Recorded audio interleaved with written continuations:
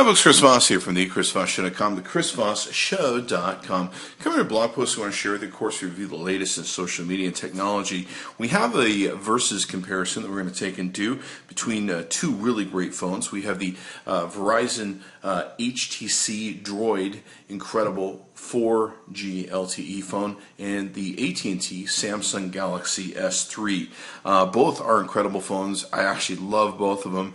The Droid is blazing fast. The Samsung has a giant screen and all the latest toys, bells, and whistles. They both really have all the latest toys, bells, and whistles. They're both great phones, and they're super fast given they're both on a 4G LTE network and take advantage of that. Those facilities. So let's talk about the two of these. You can find the Verizon at verizonwireless.com. That's verizonwireless.com. You can find this at AT&T in their wireless site. You can look up both those different things. Thanks to both companies for providing the phones for us to be able to share them with you.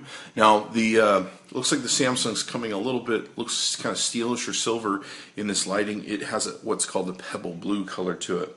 Let's take a look at both phones. Now, we're going to start with the Verizon Droid Incredible 4G LTE. Let's take a look at some of the specifications. Now, originally it comes with an Android 4.0 ice cream sandwich. It's since been upgraded to Android 4.03. Comes with Beats audio. If you're familiar with the HTC system, they own interest in Beats and provide usually Beats with their the Beats audio system with their thing. I really like it. It improves the quality of sound. It has an 8 megapixel camera, and it has a 1.2 gigahertz dual core Qualcomm Snapdragon S4 processor. In the front, it has a VGA front facing camera, and it has 1080p camcorder in the rear camera. Now, it comes with HTC Sense 4.0, if you're familiar with their UI that comes with the system. Let's see, it's got 8 gigabytes internal memory, and that really does make a difference in the speed of the phone. I've got to tell you, it really rocks, and it helps to have that 8 gigabytes of internal memory. That really makes a difference in the speed of the phone. We were blown away by some of the things it would do. It supports up to 32 gigabyte micro SD card that you can get separately from that. The dimensions are 4.82 in height, 2.40 in length, and 0.46 in depth, and it weighs 4.66 ounces. It has a 4-inch Super LCD QHD screen with a standard battery of 1700 milliamps. So you got a lot of power there to take and unlock and deal with and everything else. So it's a great phone, very solid phone. We'll get into that and some more in a second. The Galaxy Samsung S3, what you're looking at with this phone is you're looking at a 5.83 size times 2.87 times 0.34 inches. It's a very giant screen, as you can see here, especially compared next to the Droid. It's got a much taller screen, much wider screen, much more space to watch movies, play games, etc., etc. It's almost like a mini iPad, if you will. The weight is 4.73 ounces. The internal memory on it has up to 16 gigabytes. It has up to 64 gigabytes of expandable micro SD memory in it. It has RAM of 2 gigabytes. And let's see, it has a 4.8 display size. The resolution is 1280 by 720 at 306 ppi, HD Super AMOLED screen with 16 million colors, and a Corning Gorilla Glass screen. So it's got that. Then on the back we have an 8 megapixel camera with flash, front facing camera, 1.9 front facing camera, which I think is one of the highest rating front facing cameras, even more so than the new iPhone 5 that just came out. Has a zoom of 4 times digital zoom that's out there, and music players, just your usual music formats that are there. And I think that pretty much covers all of it.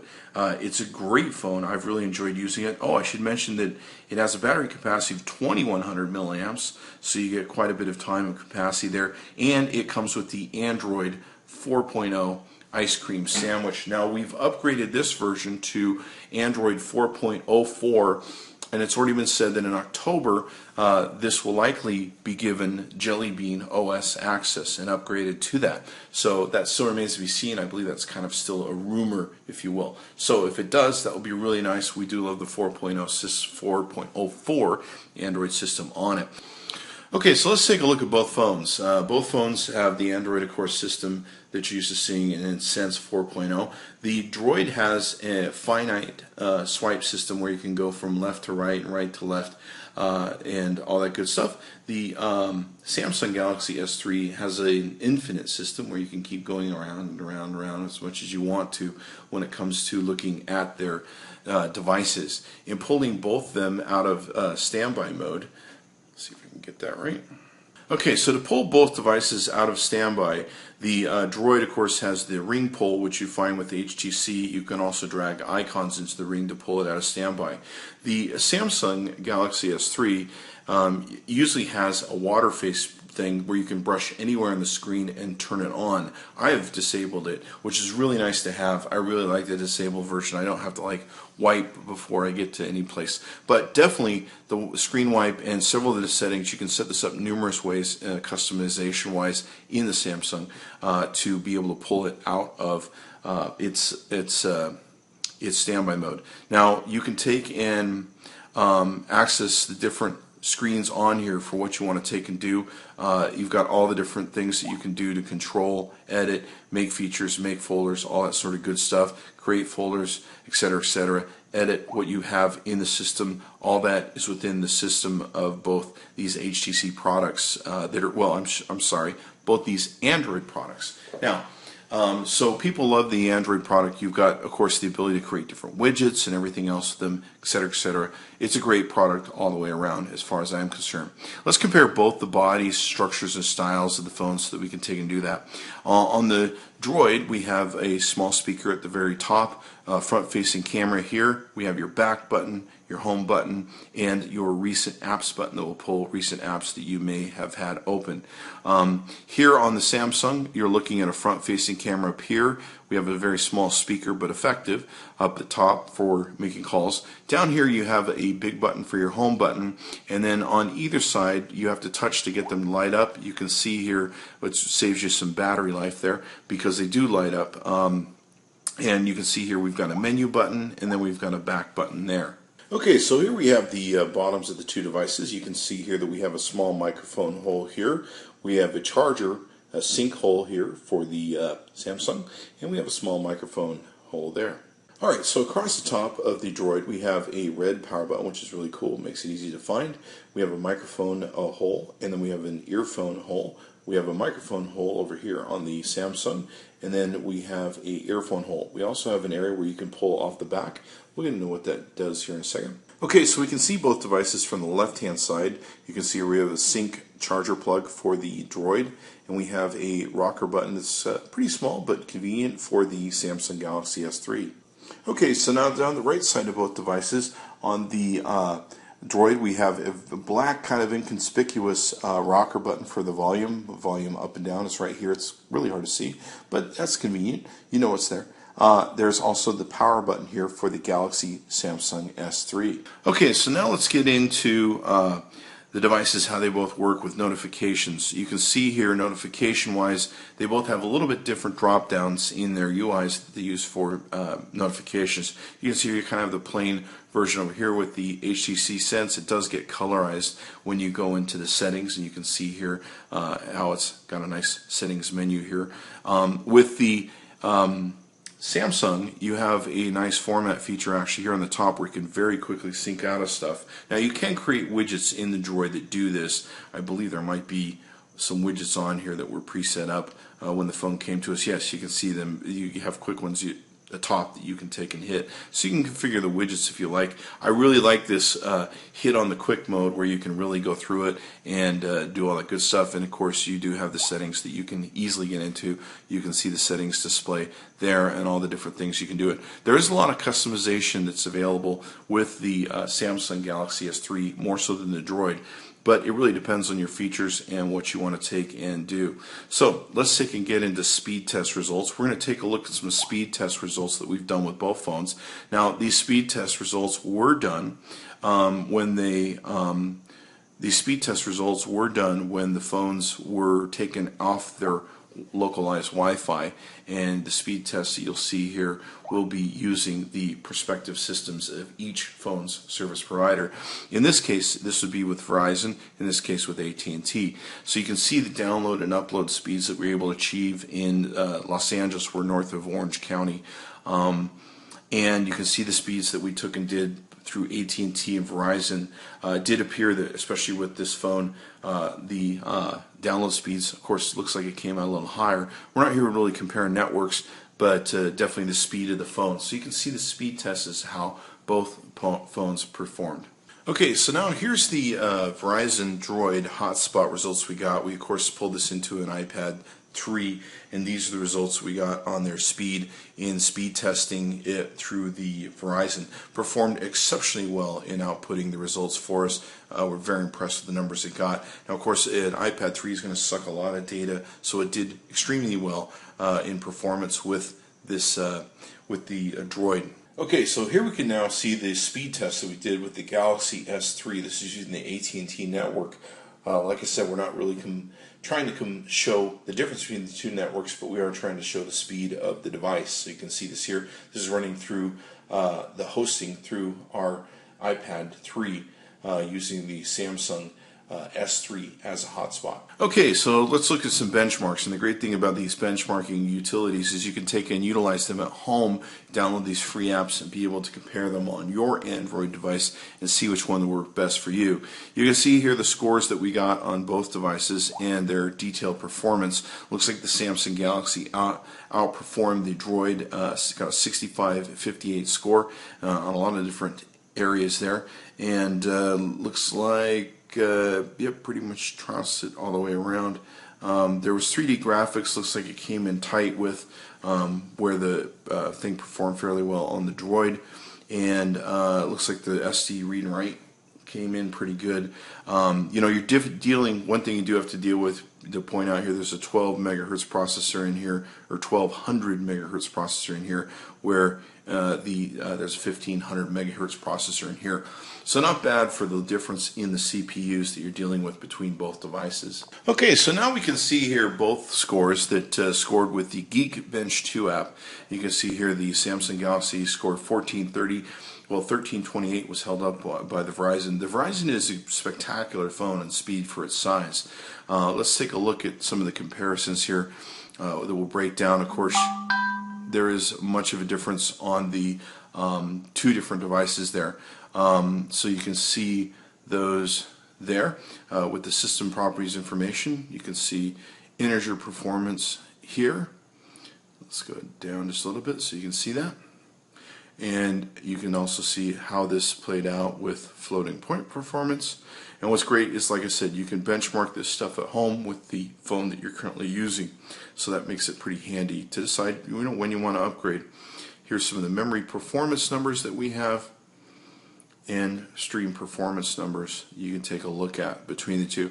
They perform fairly close, especially in a lot of different ways that you can see here. Okay, so here we can see that we have the bench test that we've done. This is using the Quadrant standard app bench test. You can see here how it performed with the Droid.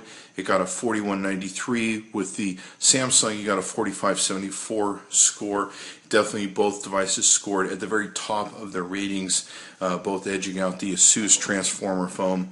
The HTC One X coming in above that. But you can see they're definitely at the top of the game. You can see some of the numbers here down below that show us how they both perform. Both these phones are really great phones when it comes to speed and guts inside of it. Okay, so now here we can see two of the different devices. We've run what's called a Passmark Performance Test Mobile on both these devices. System-wise, we came out with 1852 of a score on the Droid, 267 on the Samsung Galaxy S3. You can see here the CPU tests came out with 4572 on the Droid and 4974 on the S3. On the disk test, 2588 on the Droid, 3663 on the S3. And on memory test, 2251 on the Droid, which is pretty faster than the S3. Same thing here on the two graphics D test, it beat it on the Droid, and on the 3D graphics it beat it on the S3. So very cool there. Okay, so here's our billion counter app test. You can see here that the what it took for each device to count to a billion was 34.11 seconds for the Droid and 26.159 seconds for the S3. Alright, so now taking a look at both phones, we're doing a GPS test, and what this does, this determines how well each phone can pick up satellites and how many it can pick up to get an accuracy rating on how close it is when it's using different apps and things to tell you where you are on the planet. You can see here that the Droid is picking up to 20 satellites, using 12 of them, and it's got an accuracy of 10 feet. You can see that the S3 is doing this about the same thing. It's got 20 in view, 14 in use, and it's bouncing between 10 and 13 feet in accuracy. So it does look like the Galaxy S3 is though picking up and having more phones in use. The longer the GPS does run, the more accurate it gets in being able to find which satellites are working here when you start this up. Okay, so here's our billion counter app test. You can see here that the what it took for each device to count to a billion was 34.11 seconds for the Droid and 26.159 seconds for the S3. Okay, so here now we can see the both these comparisons as to how they played out with the KFS benchmark. You can see here that the Bamboo, it outputted 58.3. Bamboo was actually a little faster with the Droid. Overall, the Droid actually beat the performance of the screen test with a score of 38.9 as opposed to the FPS frames per second of 32.3, given the screen size is much longer or wider, bigger, I should say, for the Samsung S3. So that's how those benchmarked. Okay, so this is our GL benchmark tests on 2.1.5 Egypt. What it's done is it's found that the Droid outputted 65 and 156 frames at 58 frames per second, where the G3 or the S3, I'm sorry, put out 54, 37 frames at 48 frames per second. Okay, so now what this is going to show us, this is an AND-E benchmarking app that you can take and get. This is going to show us how well their native and Java threads performed in each device, speed, all that sort of good stuff. So you can see here that the results and iterations per second on the native scale was 4,061 as compared to 4,522 for the S3 and 169 for Java. 159 for Java as opposed to 190. Okay, now, so this has your pretty much your standard Android operating system, especially the 4.03 or HTC software. If you've taken and seen it, you have the ability to control, of course, up here your flash and all that good stuff. The indicator light's not coming on because they have the battery low. You have your settings button that you can take and hit. You have access to your camera, front, back, self-timer, image resolution changes you want to make, video quality, of course, you can adjust up and down. The review duration of image adjustments that you want to take and make to the quality of the image. You can adjust exposure and all that good stuff. Let's take a look at a few others. Let's see, ISO, white balance. The real nice thing about the Android line, of course, you have a whole lot more customization of the camera than you do with other OSs. Camera options here, you can see autofocus, face detection, smile, capture camera, all that sort of good stuff. Let's take a look at, you've got auto upload if you want to take and do this, camera interface where you've got grid, shutter, different video options you may have for video stabilization, different camera options. I think we covered that. So you have all that available to you there. There's different basically camera scenes that you can take and pre-program into the phone so that you can get different lighting scenarios and stuff like that. You can choose HDR, panorama, portrait, group portrait, whiteboard, low light, close-up, etc., etc. And the camera will adjust itself to what it needs to do. You've got a zoom here, in and out, and then you also have the feature of where you have the ability to add different effects. Now, the great thing about these effects is they'll show up real time in the camera so that you can get an idea as to how the effects will look when you do your shot. So, and of course, you can change these to however you want to take and do that. You can, of course, focus by touching anywhere on the screen so that you can get the subject you want to focus. You also have a shutter button for your camera and then a video button which activates your video. Let's take a look at some of the camera shots that we did. Okay, so now let's take a look at the camera shots that we got out of the HTC camera. It seems to be compliant with a lot of the different rear cameras that we see in the HTC product line, especially the HTC One product line. You can see here it takes great sharp photos, great detail, all that good stuff. One thing we have noticed, like I mentioned with the HTC cameras, is the ones of late have kind of jacked up the yellow, blues, and greens in the photos. You can see a picture here, and we use this as a way to show you what happens in certain environments. You can see here, and this is much more defined on the actual camera itself, it's coming through very differently, but the greens come through very thick on here, and of course the floor looks very yellow when this is actually more of a brown color.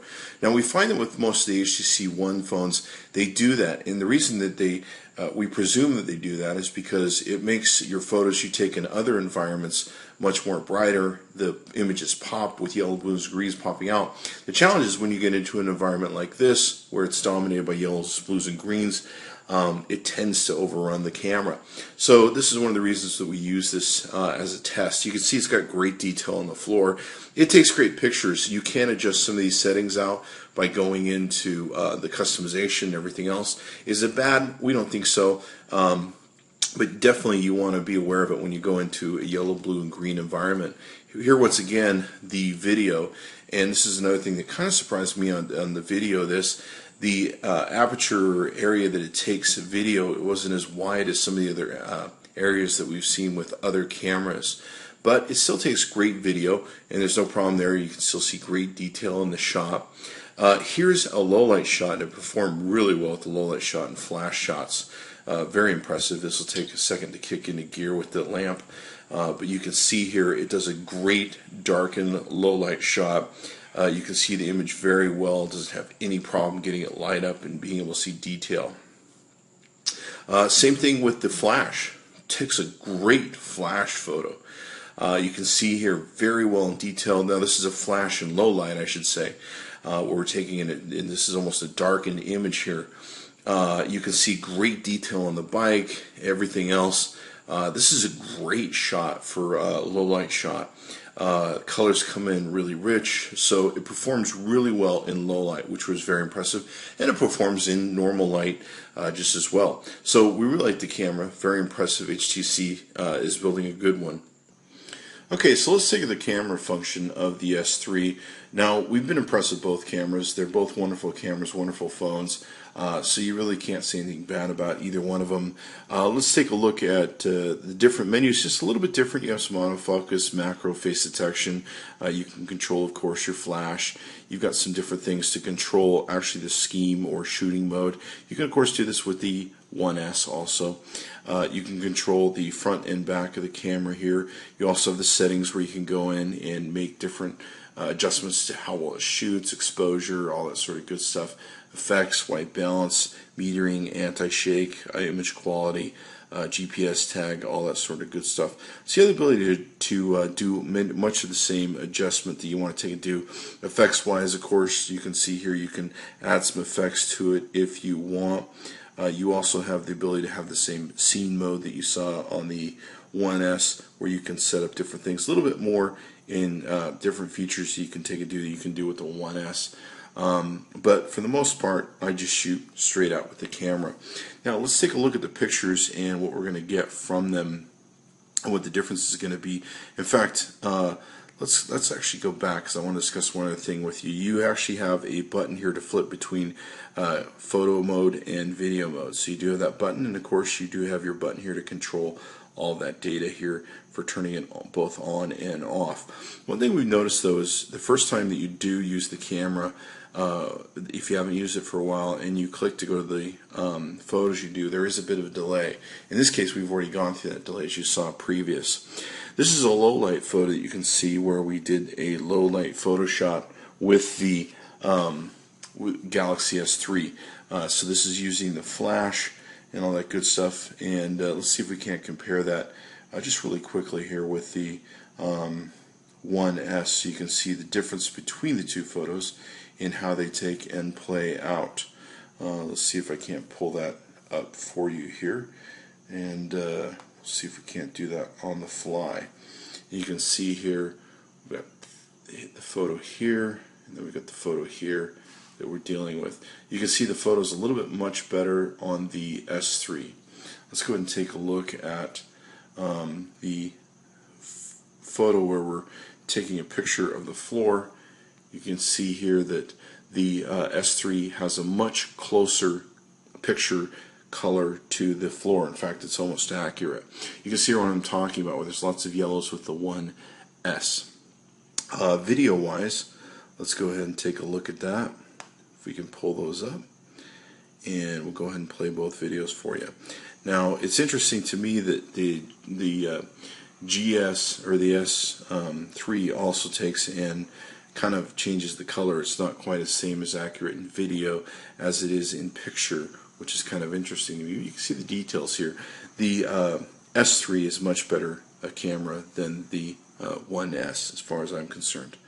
Let's go ahead and flip to a screen where we can see low light video, and we'll compare the two side by side. Once again here, I believe that the quality of the picture and image is much better with the S3. So you can see that there in the differences between the two. So they're both great cameras. There's not much you can say bad about either one. I like both of them. I do believe the S3 is probably a better camera, so I'd probably go with that from a camera aspect. Now, the one feature that is different from between the two phones, the Samsung Galaxy does have a feature that's called S-Voice, which is basically designed to compete with the Siri product that's found through Apple. And what the S-Voice has done is it's designed to be a activated thing where you can say what you want to take and do, and it will go and look for it. So it's a very interesting little feature that you can't find on the Verizon. The Verizon does have Beats Audio, which is very different, which does not have on the Samsung. But the S-Voice that's on the Samsung Galaxy S3 is very cool. It's not a bad little device, so I kind of like it. I actually like it better than Siri when it comes down to it. So yeah, there's that. Now, overall, both phones are exceptional phones. I've been very impressed with them. I really enjoy both phones a lot. They definitely know how to rock and roll. And so, depending upon which phone is good for you or which company is good for you, you can take and get either phone. Chris Voss tested, Chris Voss approved. This Verizon you can get from Verizon Wireless. It's the Droid Incredible 4G LTE. It's a great, awesome phone. The Samsung Galaxy S3 is through AT&T. You can go to AT&T.com, check out their wireless products and all the other products they have to offer. They rock and roll, do a great job. Both beautiful phones. Really, it's up to you what you prefer. Do you like the bigger screen? Do you like the smaller screen, more compact? Some people tell me they like that more, the more compactness. Some people like the bigger screen. You can decide what's good for you and take it from there.